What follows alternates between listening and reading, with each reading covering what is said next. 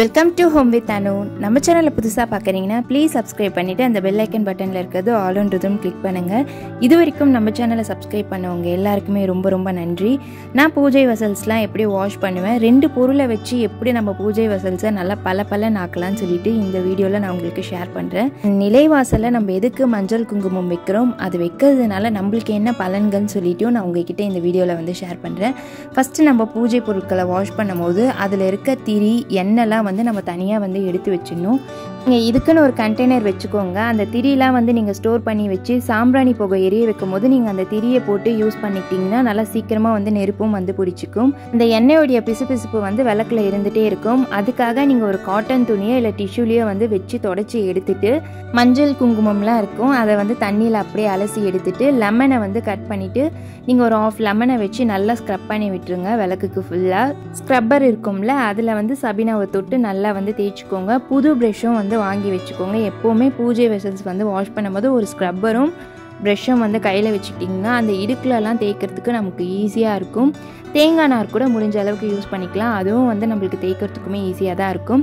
அஷ்டலக்ஷ்மி விளக்கு, குத்து விளக்குக்கெலாம் வந்து ப்ரெஷ் மோஸ்ட்லி வந்து யூஸ் பண்ணுவேன். ஏன்னா வந்து நம்மளால் ஃபுல்லாக வந்து தேய்க்க முடியாது. ஆனால் ப்ரெஷ் வந்து எல்லா இடத்துக்கும் போய் அந்த எண்ணெய் பிசுப்பு வந்து எடுத்துரும். இவ்வளோதான். நம்ம நல்ல தண்ணியில் வந்து வாஷ் பண்ணிட்டோம்னா நல்லா பலன்னு ஆகிடும் பூஜை வெசல்ஸ். எல்லா வெசல்ஸுமே வந்து நான் இப்படி தான் வாஷ் பண்ணுவேன்.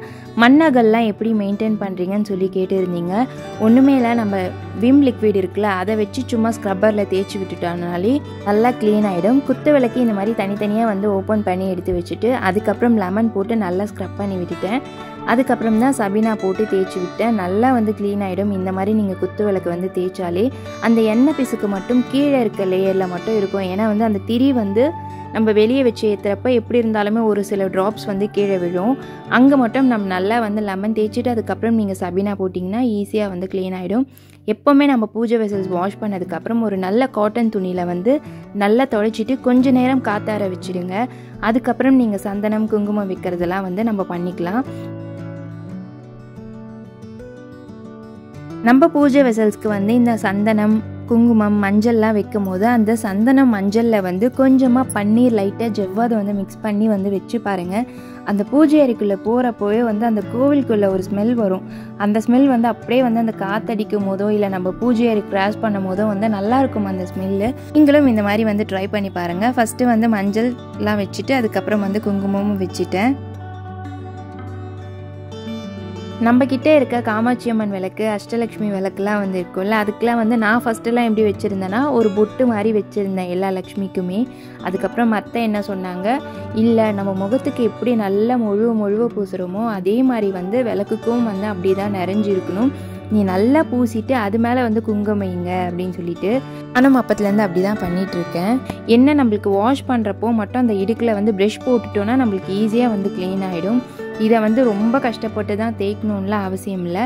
எனக்கு வந்து இந்த மாதிரி சொன்னாங்க. உங்களுக்கு எப்படி பழக்கம் இருக்கோ நீங்கள் வந்து அப்படியே வந்து பண்ணிக்கலாம். எல்லா பூஜை வெசல்ஸ்க்கும் வந்து மஞ்சள் குங்குமம்லாம் வச்சுட்டு ரொம்ப அழகாக வந்து ரெடி ஆகிட்டாங்க எல்லாருமே.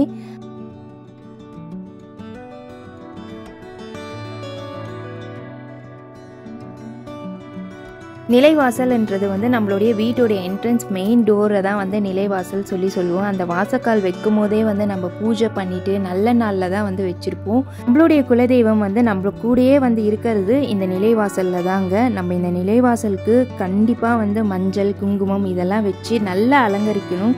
பெரியவங்கெல்லாம் எப்போவுமே வந்து சொல்லுவாங்க கதவை வந்து ஆட்டாதீங்கன்னு. கண்டிப்பாக கதவை வந்து நம்ம ஆட்டக்கூடாது. ஏன்னா வந்து நம்மளுடைய குலதெய்வம் வந்து அந்த வாசலில் இருக்கிறதுனால தான் நம்ம கதவை ஆட்டக்கூடாதுன்னு சொல்லுவாங்க. ஒவ்வொருத்தவங்களுக்கும் ஒவ்வொரு பழக்கம் இருக்கும் மஞ்சள் குங்குமம் வைக்கிறது. நாங்கள் வந்து நாமம் மாதிரி வந்து வைப்போம். ஆனால் எப்படி பழக்கம் இருந்தாலும் அந்த பழக்கத்துக்கு ஏற்ப தான் வந்து நம்ம பண்ணணும். எனக்கு தெரிஞ்சதை நான் சொல்கிறேன். எனக்கு வந்து எப்படி சொல்லி கொடுத்தாங்கன்னா, வியாழக்கிழமையிலே வந்து எல்லா பூஜை சாமானுக்கும் மஞ்சள் குங்குமம் வச்சு வாசலுக்கும் மஞ்சள் குங்குமம் வைக்கிறது. வெள்ளிக்கிழமை பாத்ரூம் கூட கழுவாதன்னு சொல்லுவாங்க.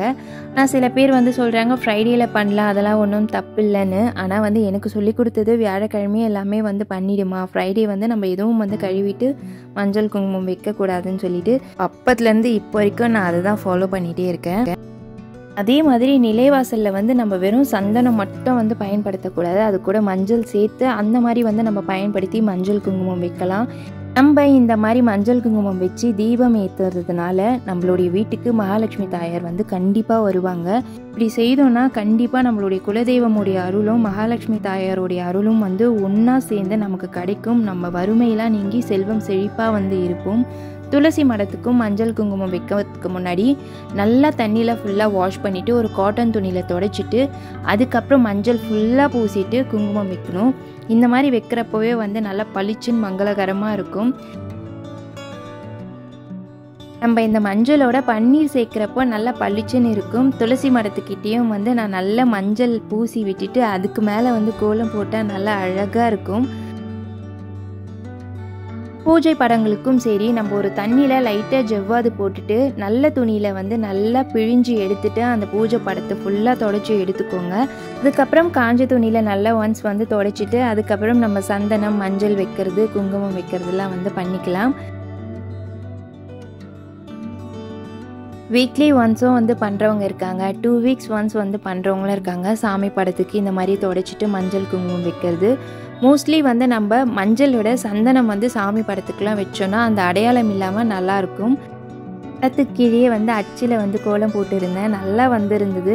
நைஸான கோலமாவை வந்து போட்டோன்னா நல்லா ஈஸியாக வருது. என்கிட்ட இருந்த கோலமாவில் போடுறப்போ வந்து வரவே இல்லை. அப்புறம் கடையில் வாங்கி போட்டேன், நல்லா சூப்பராகவும் இருந்தது, பளிச்சுன்னு இருந்தது. அந்த அச்சில் அழகாக இருந்துச்சு பார்க்கவே. ஒரு சிஸ்டர் வந்து கேட்டுருந்தாங்க, பஞ்சபாத்திரத்தில் வைக்கிற தண்ணியை வந்து என்ன பண்ணுவீங்கன்னு. கால்படாத இடத்துல வந்து ஊற்றிடுவேன், குடிக்கலாமான்னு கேட்டுருந்தீங்க. தாராளமாக குடிங்க, ஏன்னா வந்து அது நல்ல தண்ணி தான், நம்ம சாமிக்கு வைக்கிறது. அந்த தண்ணி குடிக்கிறதுல எந்த தப்பும் இல்லை. நம்ம விளக்கேற்றும் போதும் எண்ணெய் கூட கொஞ்சோண்டு பச்சை கற்பூரம் ஜவ்வாது ஏலக்காய் கிராம்பு இதெல்லாம் சேர்த்து அந்த எண்ணெய் பாட்டிலில் வந்து போட்டு வச்சுக்கோங்க. நீங்கள் அந்த எண்ணெய் ஊற்றி விளக்கேற்றும் போது அந்த மனமே வந்து ரொம்ப நல்லாயிருக்கும். இந்த மாதிரி நீங்களும் ட்ரை பண்ணி பாருங்கள்.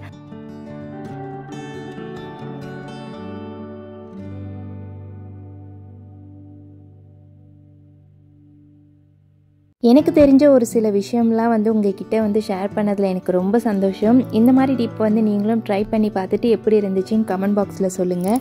இந்த வீடியோ உங்களுக்கு யூஸ்ஃபுல்லாக இருந்துச்சுன்னா உங்கள் ஃப்ரெண்ட்ஸ்க்கும் வந்து ஷேர் பண்ணுங்கள்.